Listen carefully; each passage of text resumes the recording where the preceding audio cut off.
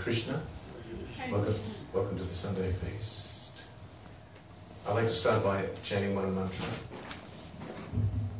to invoke the auspiciousness. Hare Krishna. Yam Brahma Varunindra Rudra Murutas Dunvanti Divyaistaveir Vedahi Sangapada Kramano Panishadair Gayanti Yam Samagaha Dhyana Vastita Targatena Manasa Pasyanti Yam Yogino Yasyantam Navidu Sura Suragana Devaya Tasmai Namaha.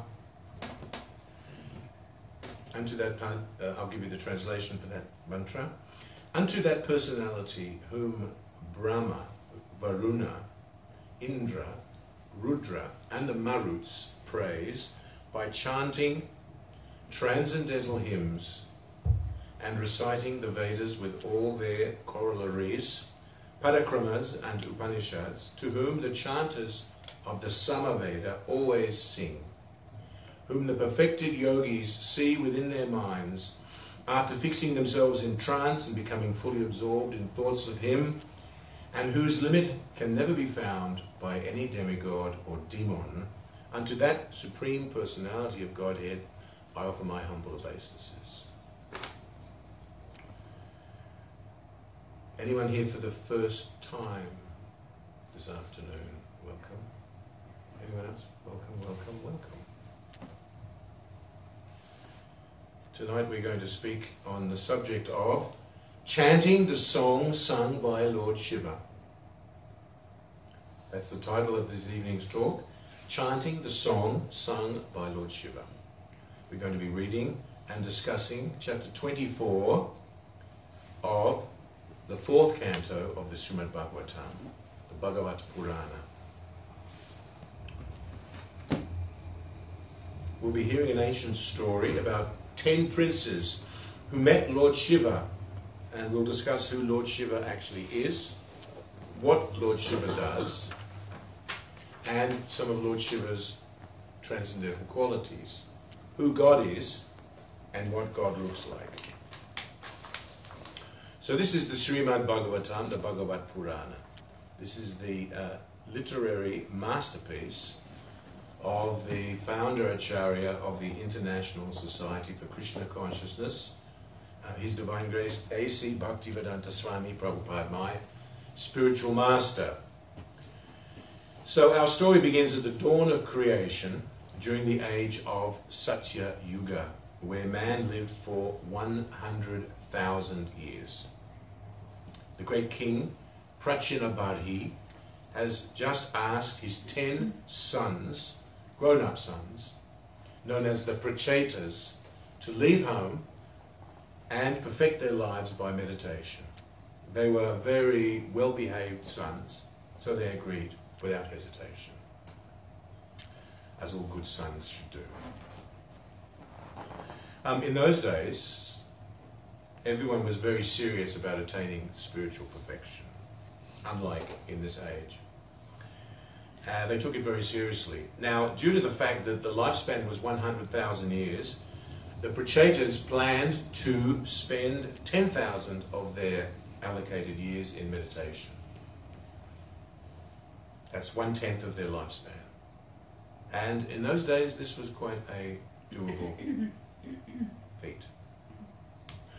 But this meditation was to be no ordinary meditation. The 10 sons of King Prachinabadhi, known as the Rajaputras. Rajaputras simply means the son of the king, or princes. So there were 10 of them, the 10 Rajaputras, and they planned to meditate on the bottom of the ocean.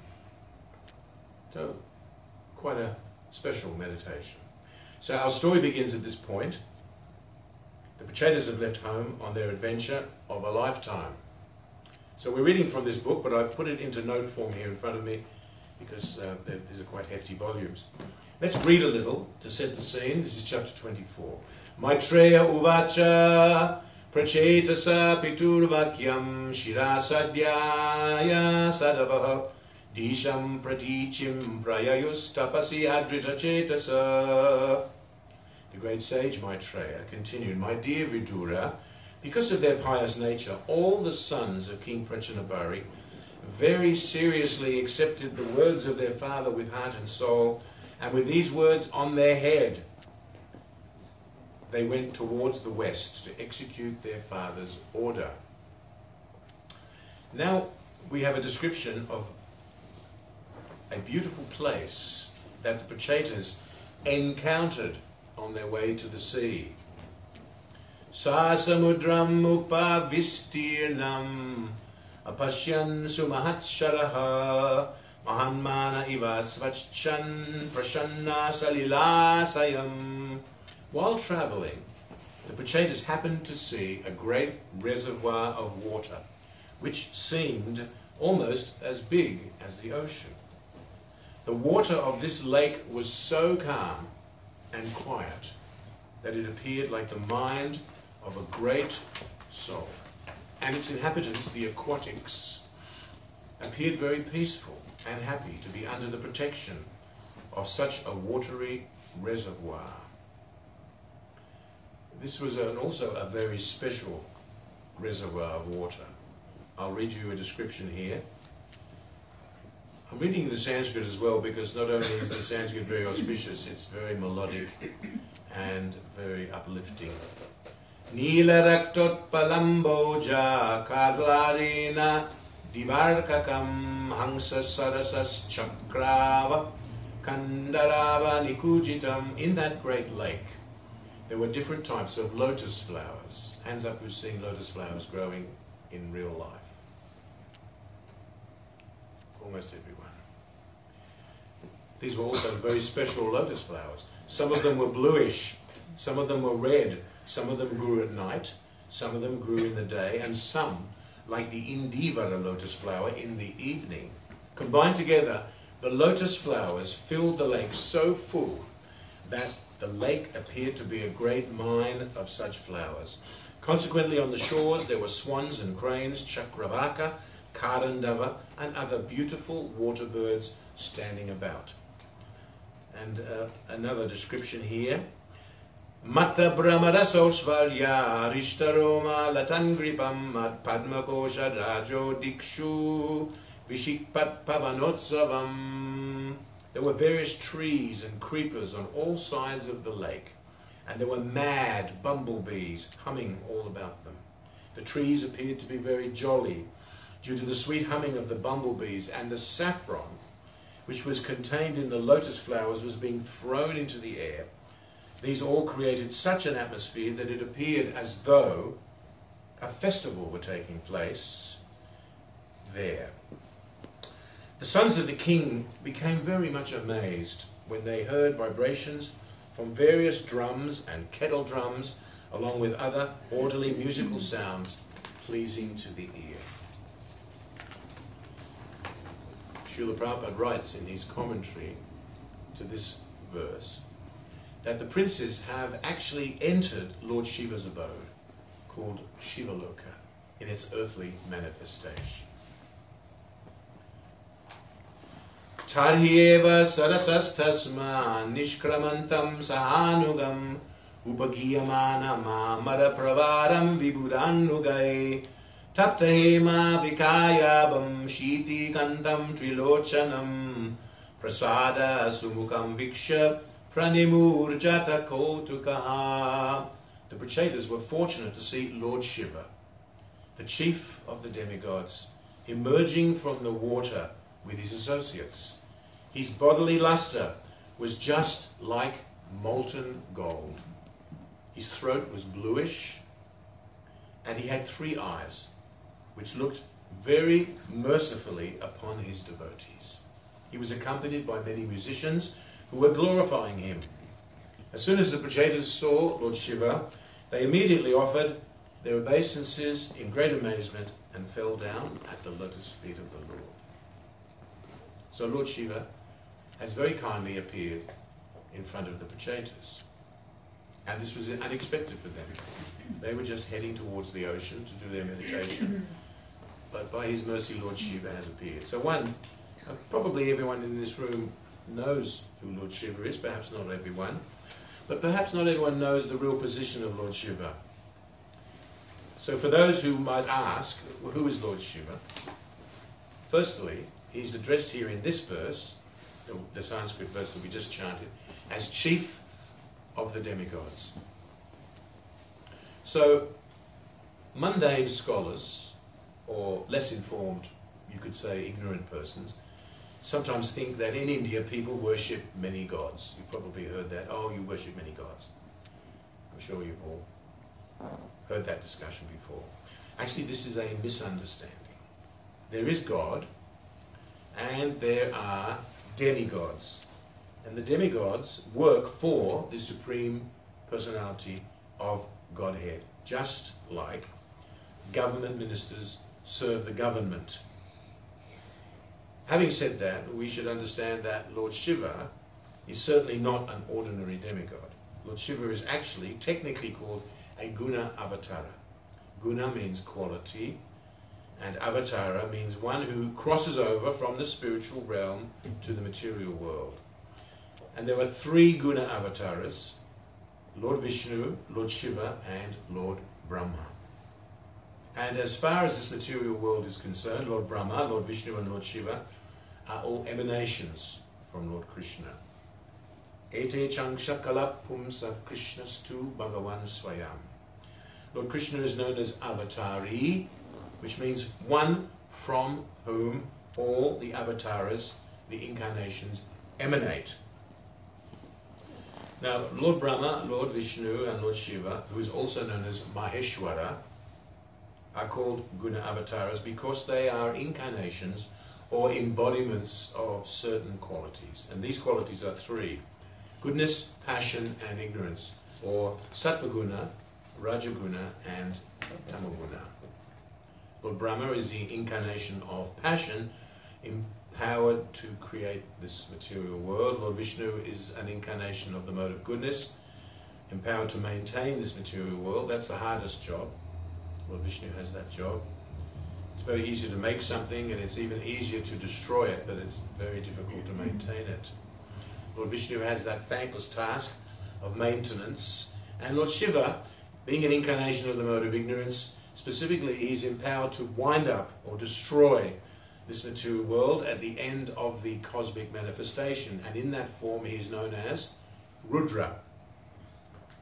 Now you might wonder that since ignorance, we use the term ignorance, it's a base quality, that this may somehow indicate that Lord Shiva is of a lesser nature than Lord Brahma and Lord Vishnu. But the answer to that doubt is no, that is not the fact. In the material world we see, we may see all these different incarnations from a limited angle of vision, but the fact is, because they're all emanations from the supreme auspicious personality of Godhead, Lord Krishna, all of them are auspicious, even though some of them may appear to be higher or lower. In fact, the Lord Shiva, Shiva means auspicious. That's the meaning of the word Shiva.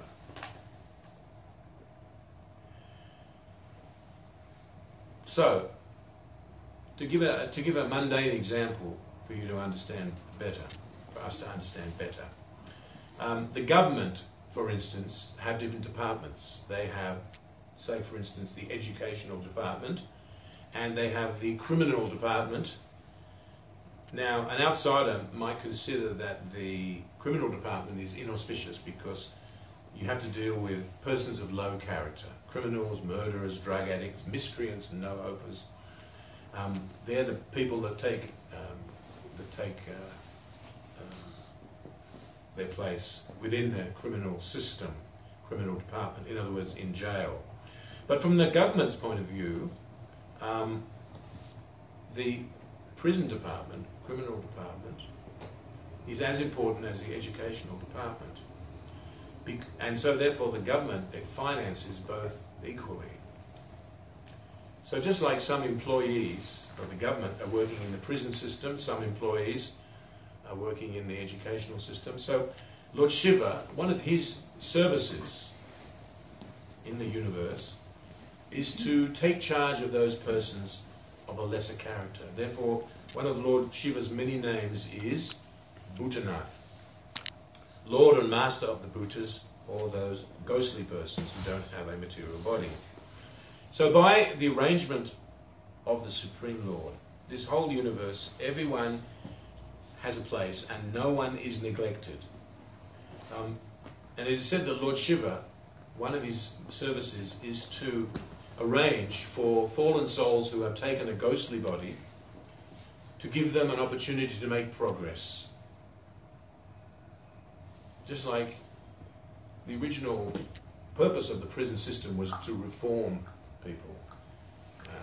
Not that they rotted there forever, but they were to be reformed and to come out at the other side of the prison system, a reformed, honest citizen. So Lord Shiva's job is to give those persons in a ghostly body a gross body so they can progress further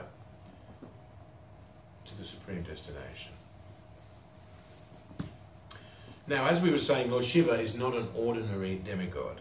Lord Shiva is actually practically on the same level as Lord Krishna. Lord Brahma describes this in his Brahma Samhita. Kshiram yata dadhivakara vishesha yogat sanjayate nahitata pritagasti hetok yasambutam apitata samopeti karyat govindam adi purusham tamahang bhajami. The translation of that verse is that Lord Shiva is considered to be like yogurt, dadhi, dadhi or dahi. In Sanskrit it's dadhi. Yogurt is nothing but transformed milk. However, yogurt is not the same as milk. Just like you know how to make yogurt, you add something sour, a sour culture to milk, and then in some hours or the next day, the milk has become yogurt. It's the same thing. That's milk and that's yogurt, which is nothing but milk transformed. But that yogurt no longer behaves like milk. You can't go into the kitchen and heat up a nice big cup of hot yogurt to drink. Yogurt has its uses, of course, but it is not a substitute for milk. So, similarly, Lord Shiva holds almost all the powers of Lord Vishnu, and he's also above the qualities of the living entity, but he's not exactly the same as Lord Vishnu, just as yogurt is not the same as milk. So let's read on in this story of the Pachetas. Satan prapanartiharo bhagavan dharma vatsalaha dharma gyan shila sampannam prita nuvachaha. Lord Shiva became very pleased with the Pachetas because generally Lord Shiva is the protector of pious persons and persons of gentle behaviour. Being very much pleased with the princes, Lord Shiva began to speak as follows. So Lord Shiva is beginning his song. Of course he's speaking in Sanskrit, but in the spiritual dimension all talking is singing and the beautiful Sanskrit language is sung. So Lord Shiva is now speaking to the Pachetas. Shri Rudra Uvacha Yuyam Vedisada Putra Viditam Vaschakirshitam Anugrahaya Bhadram Va Evam Me Darshanam Kritam. Lord Shiva said, you are all the sons of King Prachinabhari, and I wish you all good fortune. I also know what you are going to do, and therefore I am visible to you just to show my mercy upon you. So Lord Shiva is offering his blessings to the 10 princes, the Rajaputras, even though they have not come asking for blessings. Another name of Lord Shiva is Ashutosha, which means one who is easily pleased. So Lord Shiva has kindly come before the Pachetas out of his immense magnanimity and kindness. So Lord Shiva has to deal with a lot of persons who always approach him to fulfill their desires. Many people worship Lord Shiva for wealth, for comfortable facilities. The irony is that the worshippers of Lord Shiva generally become very rich, yet Lord Shiva owns nothing. He lives in the Himalayas. He wears a tiger skin. He has no possessions, he has no home, and his wife also. Yet those who worship Lord Shiva can get immense riches. Lord Shiva is simply not interested in those things, but he will give blessings very, very easily. So the point that I was making here is that Lord Shiva has to deal with many persons who are asking him for things. Give me this, give me that, give me this, give me that. Give me a good wife, give me a good husband, give me a nice bank balance, etc. So Lord Shiva, he's met the Prachetas here, and because the Prachetas actually are not asking for anything from Lord Shiva is particularly appreciative. This reminds me of a story that I was reading in a nice book written by Shyama Sundar Das, who writes about the early days of the Krishna consciousness movement in England. At one stage, the devotees met up with George Harrison of the Beatles. George Harrison was constantly being harassed by fans and opportunists who used to ask him for things, especially money. But when George Harrison met the devotees in London in 1969, and because he was actually a devotee himself, and because the devotees didn't ask him for things, didn't ask him for money, etc., that he particularly liked their company. He wasn't very thrilled to be harassed all the time, but when he met the devotees, very refreshing. They didn't ask me for anything. So actually, but then of course George Harrison, because he liked the devotees' company and they didn't ask him for anything, he ended up giving them so much anyway. So similarly, it's a mundane example, but that came to mind. So Lord Shiva, who is a very great devotee of Lord Krishna, was very happy to meet the Prachetas, and he wanted to bless them. So as well as being in charge of winding up the cosmos and looking after the fallen souls, Lord Shiva is also a devotee of Krishna. Not only is Lord Shiva a devotee of Krishna, but Lord Shiva is actually the greatest devotee of Lord Shiva. It's said in the Srimad Bhagavatam, Canto 12, Nimana Ganam Yata Ganga Devanama Chuto Yata Vaishnavanam Yata Shambhu Purananam Idam Tata.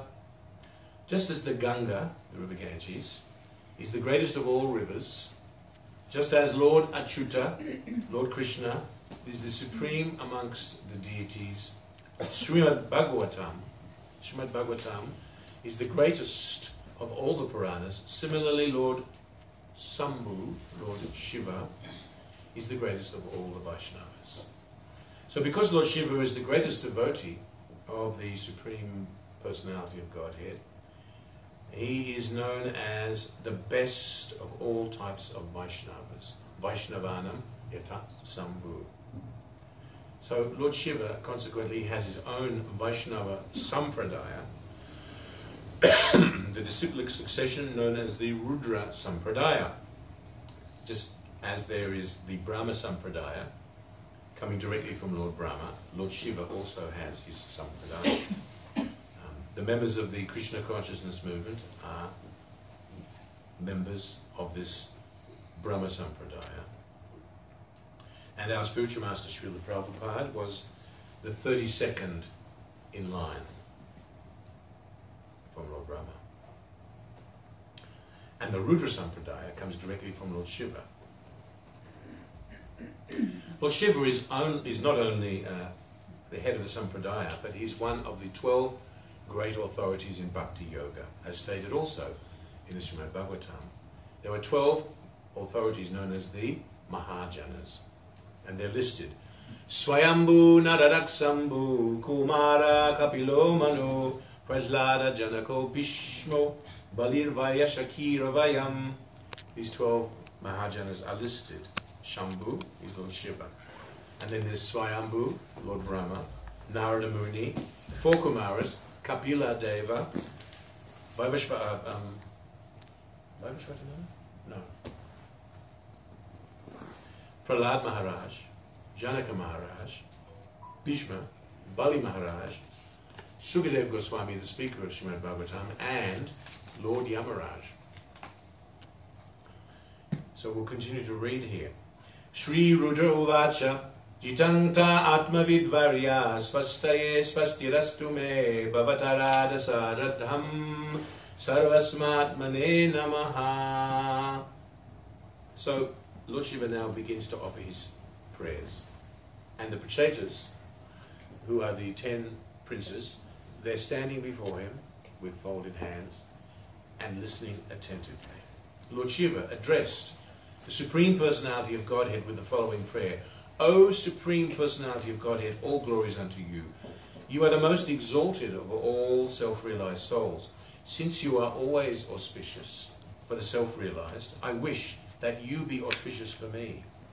You are worshipable by virtue of the all-perfect instructions you give.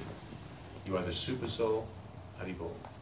Therefore I offer my obeisances unto you as the Supreme Living Being. So it appears from this verse that Lord Shiva, although he is the great Lord, Maheshwara, which means Maha Ishwara, the great Ishwara, he is worshipping someone higher than himself. Sometimes you're all familiar, I'm sure, with Lord Shiva's pictures. You see posters and pictures of Lord Shiva. Sometimes he appears to be whitish in complexion. Sometimes, according to the artist's depiction, he's bluish in complexion. And as described here in the Bhagavatam, he has a complexion like molten gold. Has anyone ever seen molten gold? It's quite impressive. It's quite impressive. So he's depicted also, Hare Krishna, sitting in the Himalayas, wrapped in a tiger skin. He carries a trident, a dim-dim drum. He's adorned with Rudraksha beads and live snakes. He wears a crescent moon, Shashi Shekhara, on his head, and therefore he's known as Chandramauli. And he's depicted with the Ganges water emanating from his head. There's a nice verse in that connection. Yat chokcha nishvita sarit pravarodakena tirtena murni adika kritena shiva shivo bhut dhyatur manashamala shaila nirishta vajram jayetchiram bhagavatas charanada vindam. The blessed Lord Shiva becomes all the more blessed by bearing on his head the holy waters of the Ganges, which has its source in the water that washed the Lord's lotus feet. The Lord's feet act like thunderbolts hurled to shatter the mountain of sin stored in the mind of the meditating devotee. One should therefore meditate on the lotus feet of the Lord for a long time. And if you look carefully at pictures of Lord Shiva, you will notice that Lord Shiva is carrying japamala. He has japamala. I saw one nice picture. He's resting his arm on his trident, and in his hands he has japamala, japa beads.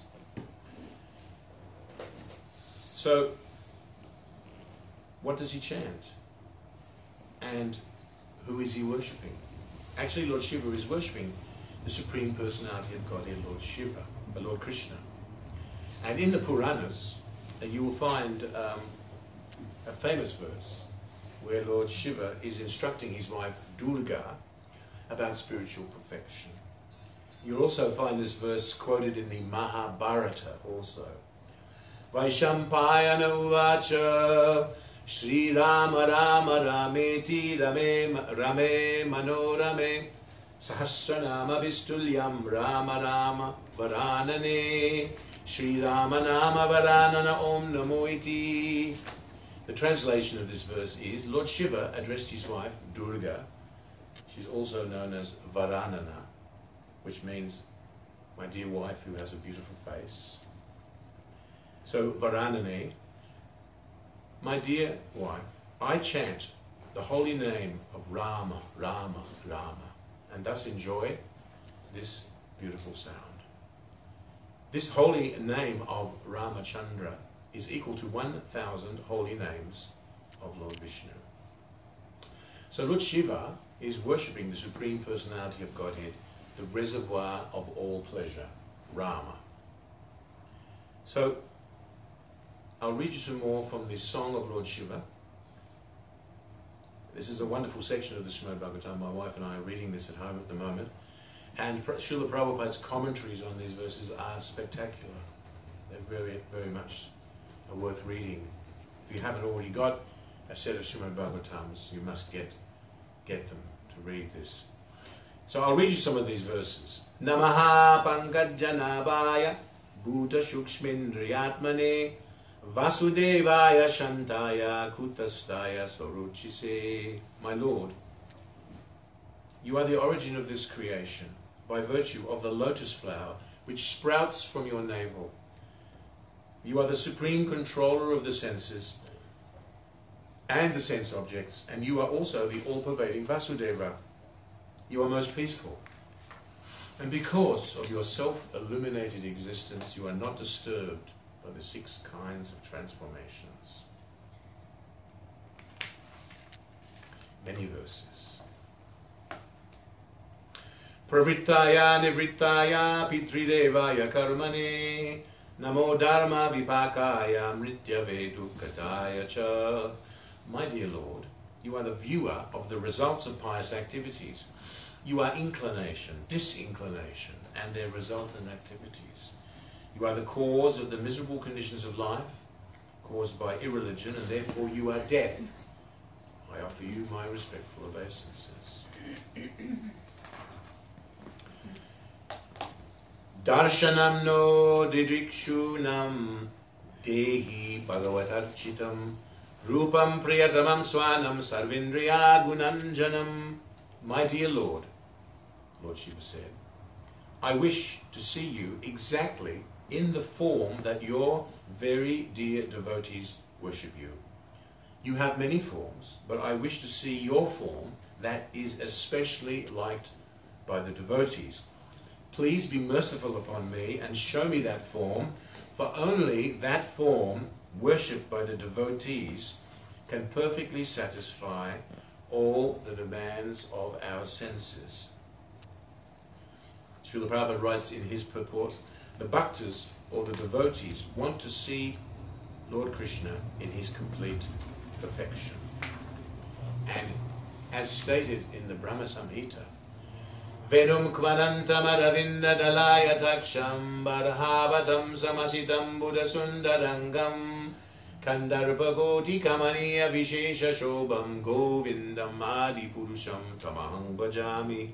I worship Govinda, the primeval Lord, who is adept at playing on his flute, whose eyes are blooming like lotus petals, whose head is bedecked with peacock feathers, whose beauty is tinged with the hue of blue clouds, and his unique loveliness charming millions of cupids.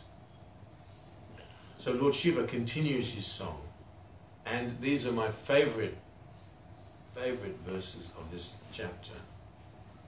They're very intimate because they give an elaborate description of what God looks like.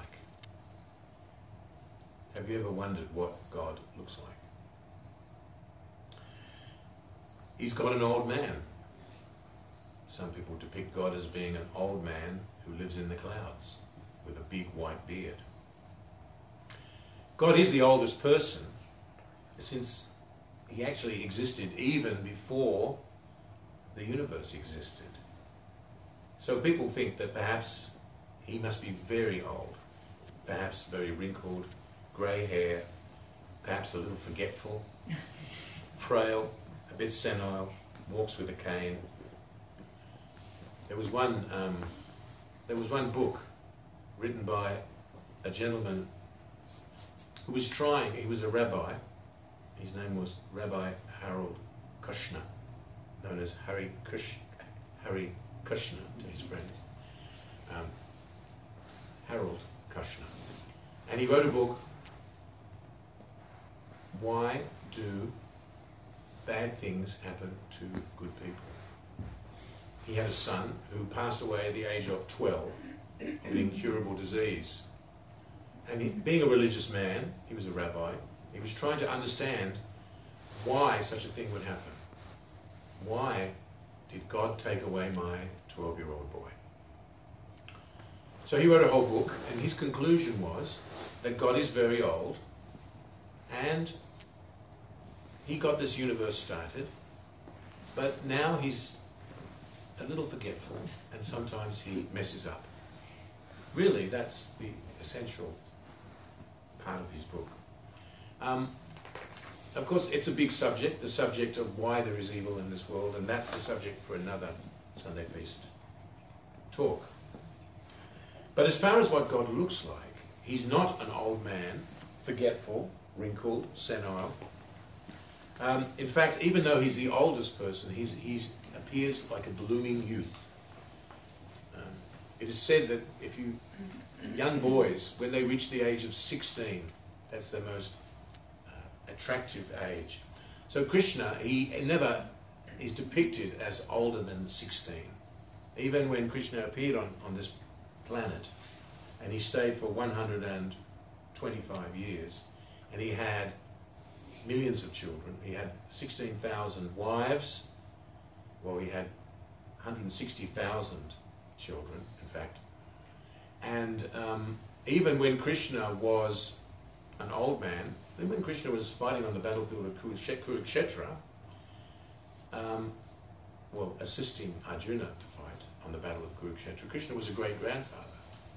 He had sons and grandsons at home already, thousands. But Krishna appeared like a 16-year-old boy. So what does God actually look like? If you listen to these 8 verses, you'll get an idea.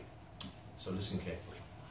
Snigdha pravid ganasyamam sarvasondarya sangraham charvayata chaturbahur sujata ruchirananam padmakosha palashaksham sundarabru sunashikam sudvijam sukapolasyam samakarna vibhushanam. The Lord's beauty resembles a dark cloud during the rainy season. As the rainfall glistens, his bodily features also glisten. Indeed, he is the sum total of all beauty. The Lord has 4 arms and an exquisitely beautiful face, with eyes like lotus petals, a beautifully highly raised nose, a mind-attracting smile, a beautiful forehead, and equally beautiful and fully decorated ears. Some people like to think, or maybe they don't like to think, but they think that God is an angry God. You'll find that in some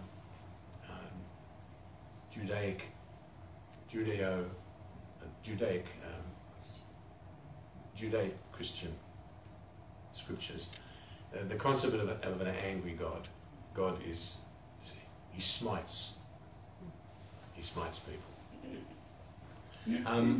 So God, he's depicted here as smiling very beautifully, not at all angry.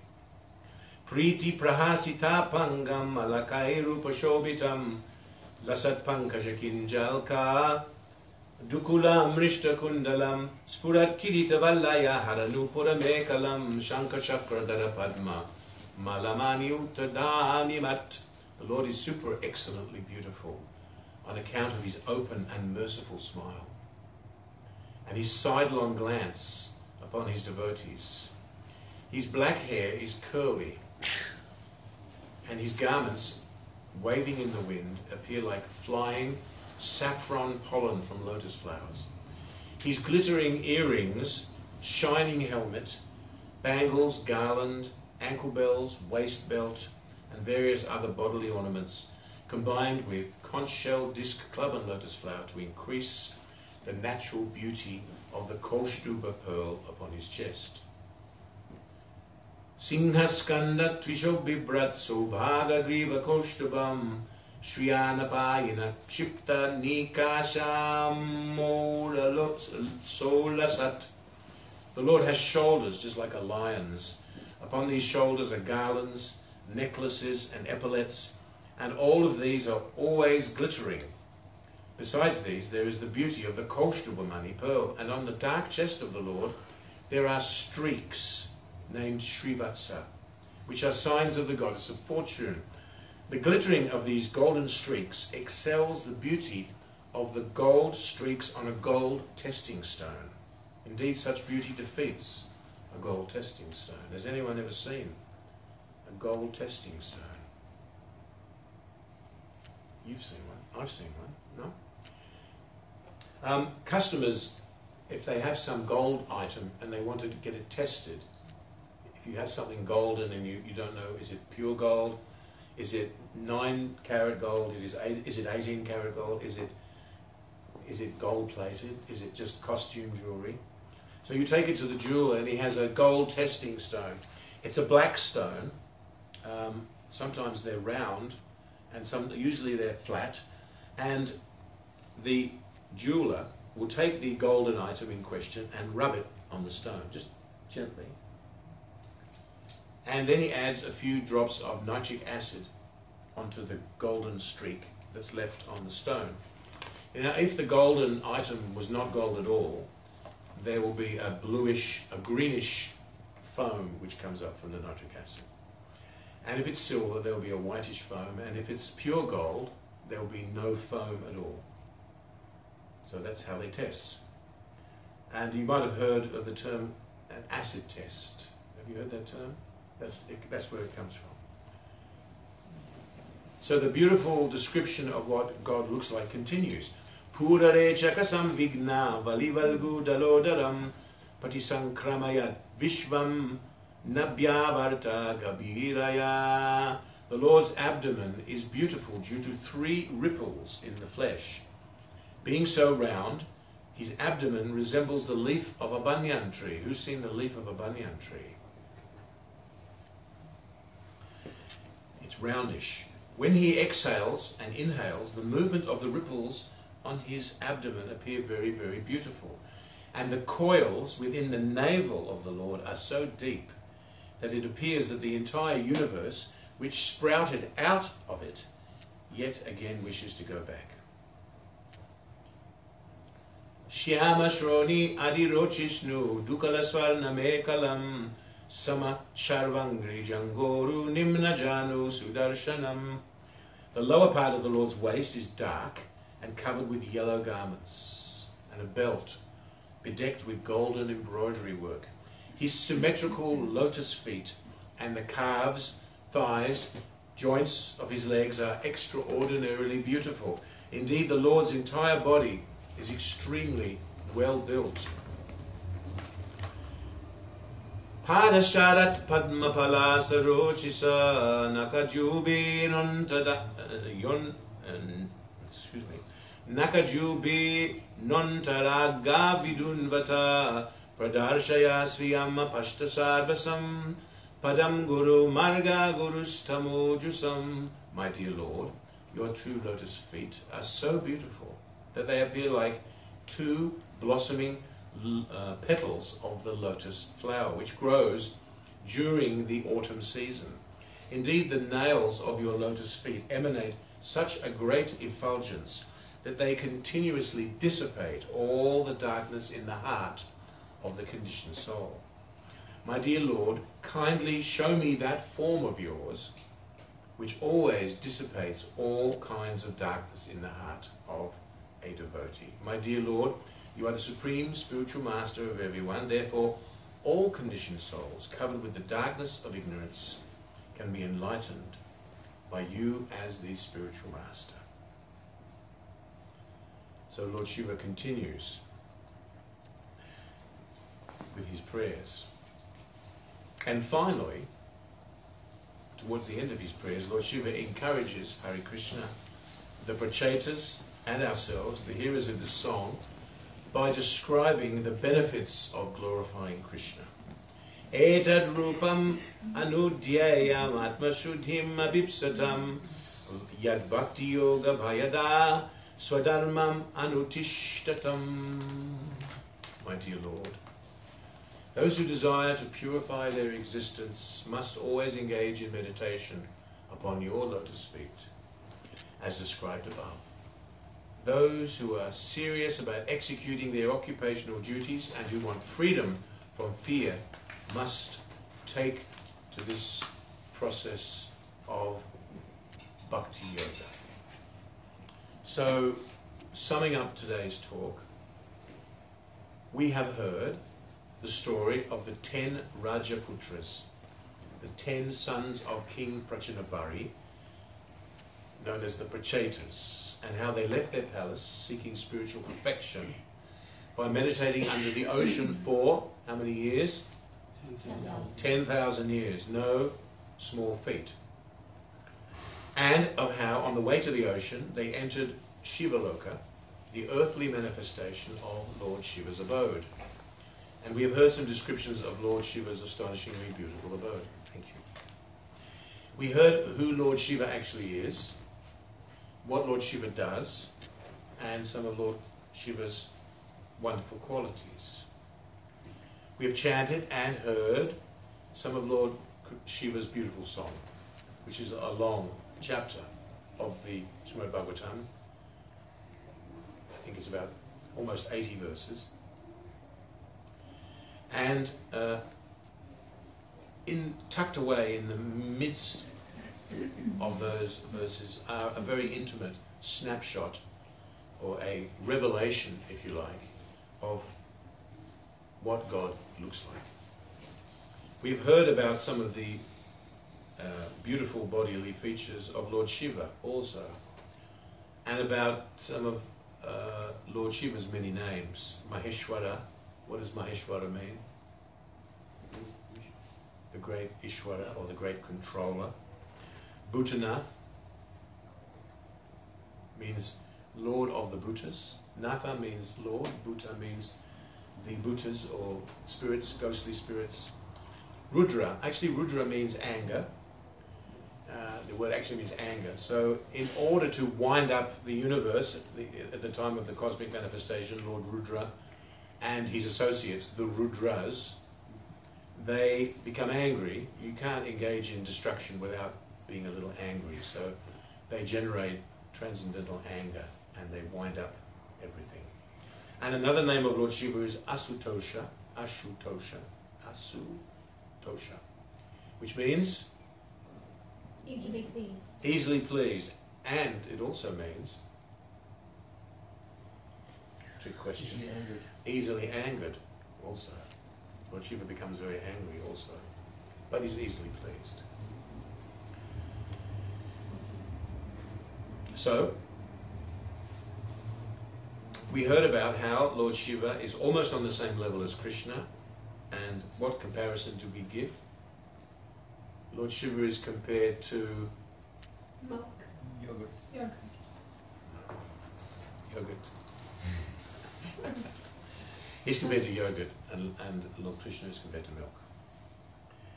We heard about his position as a Guna avatar. He's an incarnation of Godhead. And about how Lord Shiva is one of the 12 great authorities in bhakti. He's known as a Mahajana. Now it's described that he has a bluish throat. What is Lord Shiva's name which indicates that he has a bluish coloured throat? Nilakanta. Nilakanta. Nila means blue coloured, bluish. Kanta is like this is Kanti Mala. Kanti Mala means mala for the kanti, or the throat. So Lord Shiva is known as Nilakanta. And why does he have a blue throat? Yes. Yes. He drank an ocean of poison. Now, because Lord Shiva is so kind, so merciful, that during the churning of the ocean of milk, there was a great amount of very deadly poison generated. And Lord Shiva voluntarily drank it all. There was a very large quantity of it, and it was threatening to destroy everyone and everything. So Lord Shiva gathered it into his palm and drank it. And he kept it within his throat. And therefore, when you see a picture of Lord Shiva, You will see that he has a bluish line across his throat. As he was drinking the poison, what happened? A few drops of the poison fell out. And who came and drank it up? The scorpions and the poisonous snakes. So the poisonous snakes and the scorpions took their great poisonous qualities from that incident.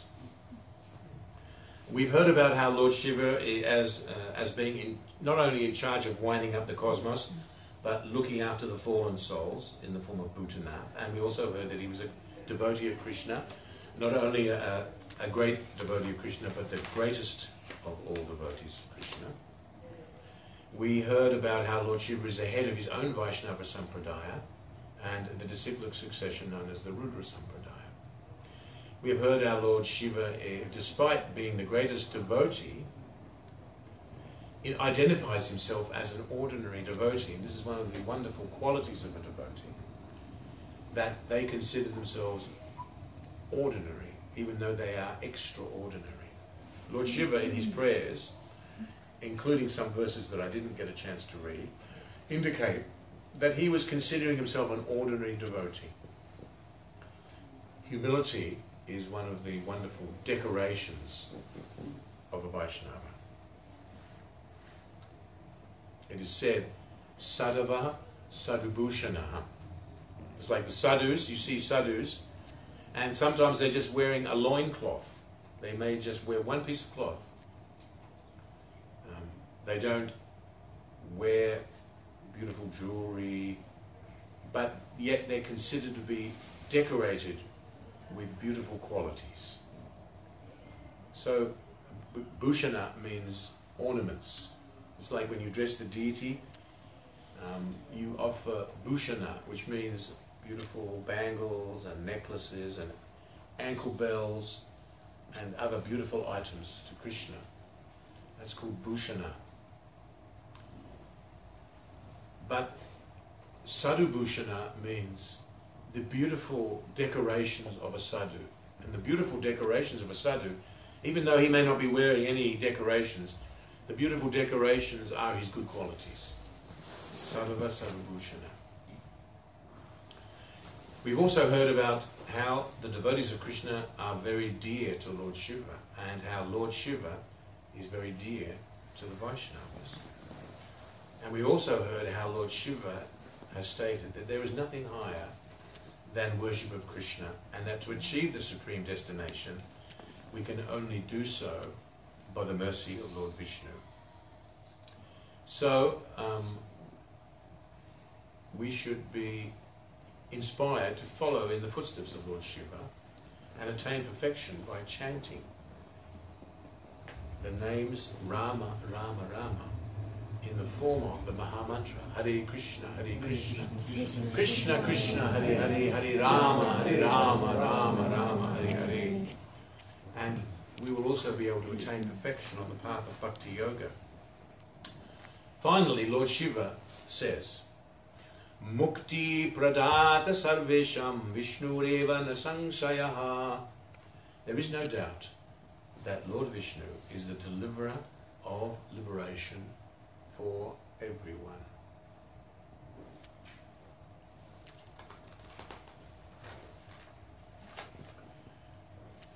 Does anyone have any questions or comments? Any questions? Later I can ask a question. You can ask me later if you want. You can ask me now. Shiva challenged Krishna to see if he was really the Supreme Personality of God. When was that? In Bhagavatam, I think it's chapter 8 or 9, 10 to 9. Right. Yeah. He challenged him, and then she appeared as a lady, and she was playing with the ball. Oh, that was Mohini Murti. Mohini Murti. Mohini Murti. There are many, many pastimes, including Lord Shiva, Yes. in the Srimad Bhagavatam. Well, that's one. Yes, And he realized that. that's right.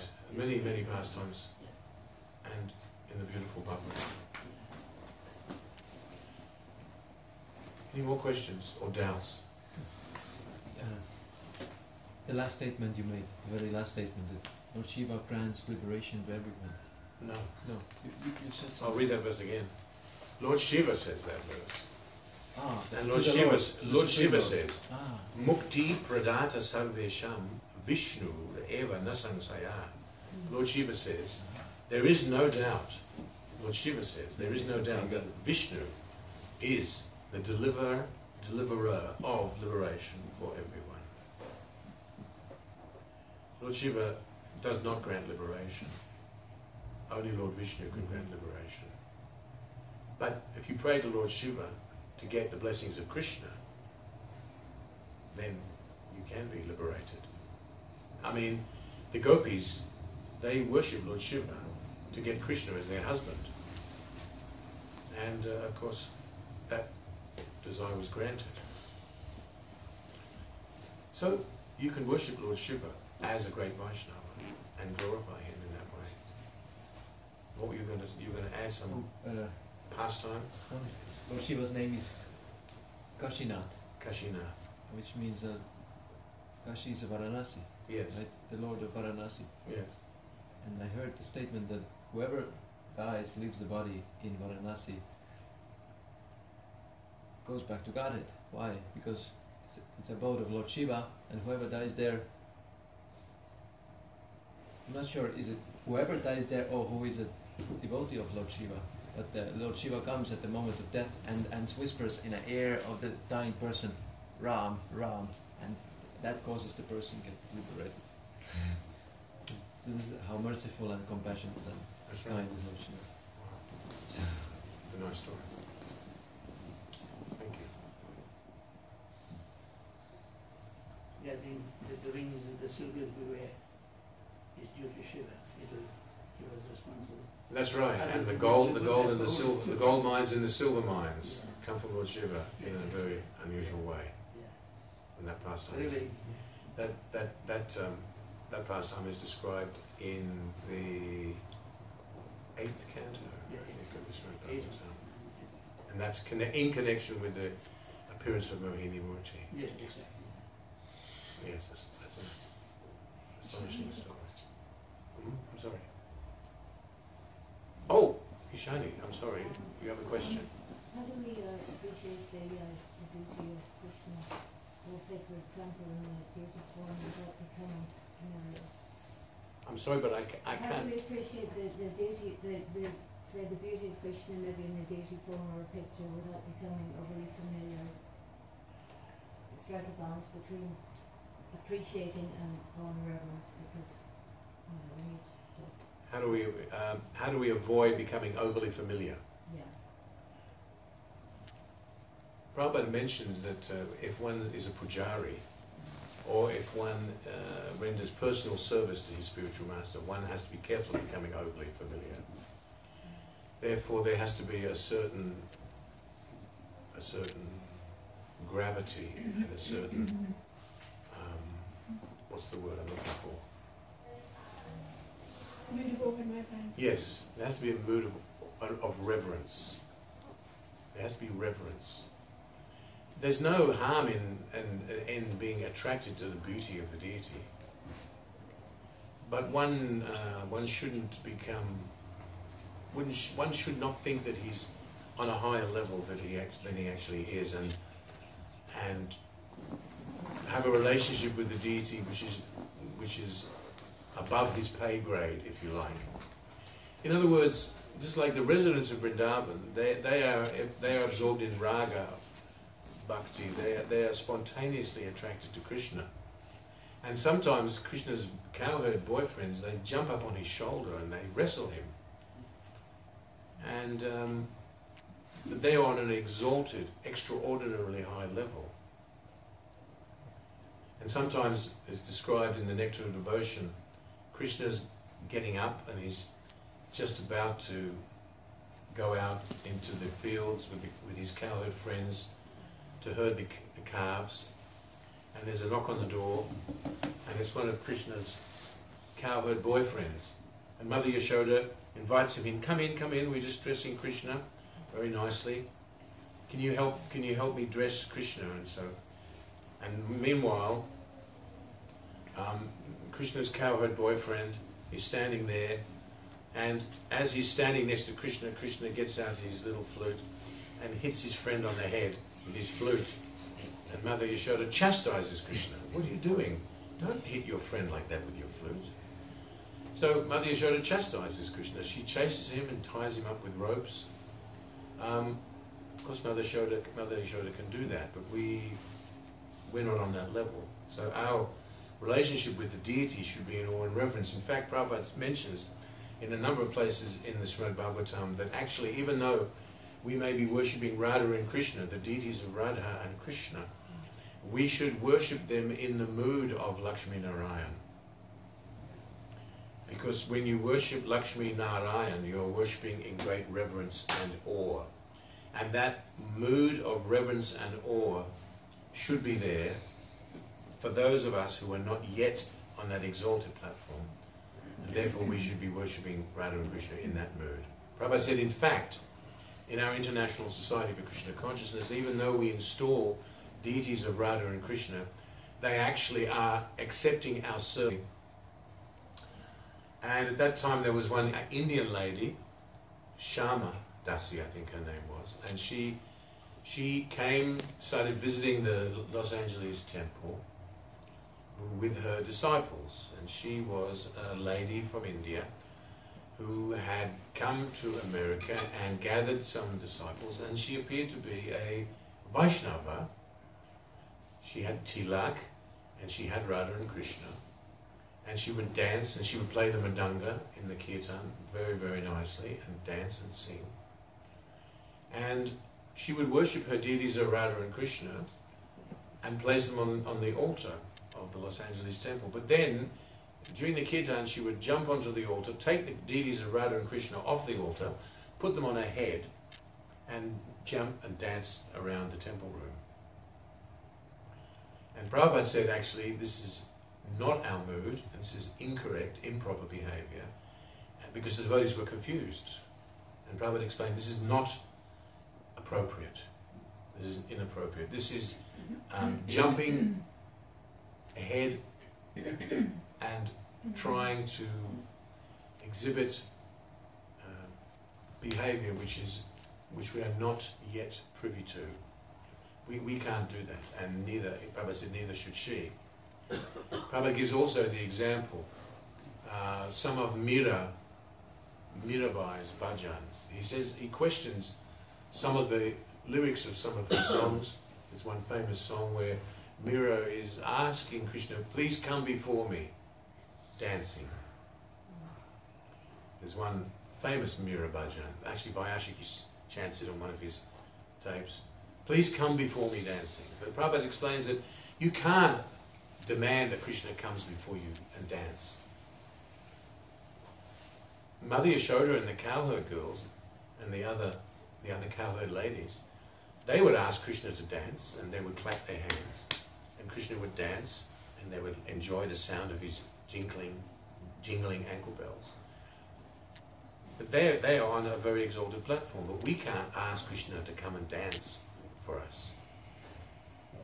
There was one song that was written by George Harrison, Krishna, Where Are You? Have you heard that song? Oh Krishna, where are you? And it's sung by Ravi Shankar's sister. Right. And it's recorded, and it was there on Apple Records, and they played it for Srila Prabhupada, and Prabhupada said, this is very nice. He said, this is in the mood of the 6 Goswamis, because the 6 Goswamis, Hare Krishna, they never saw Krishna, they never said that they saw Krishna. They were always looking for Krishna. Hey Radhe Brajadevi Ke Chaladite, Hey Nanda Suno Kuta. Where are you? Are you on the banks of the Jamuna? Are you in the bushes? So the mood of the 6 Goswamis was always feeling separation from Krishna. So Prabhupada, he approved of that song, and he said, yes, this is the mood. Krishna, where are you? Not that, Krishna, you're here, now come and dance for me. That's the inappropriate mood. So there should be reverence, and there should be regulation in our service to the deity, and we should not try to jump up and be on a platform that we're not yet on. I'm not sure. Did that answer your? Yeah, could I ask another little? Yeah. Would the same apply for like pictures of Krishna? Like, you know, sometimes you see cartoon depictions or little cute Krishnas. And, Yeah, you well, know, yeah, it's that's like- right. is that Cartoon, baby, you know, the famous Krishna cartoons of Bangalore. Sometimes it's not always a baby in the cartoon, but sometimes you get cute. ones Yeah, like- and there's pictures of like baby Yeah, Ganesh, like and that seems quite familiar. it is overly familiar and inappropriate. Overly familiar and inappropriate.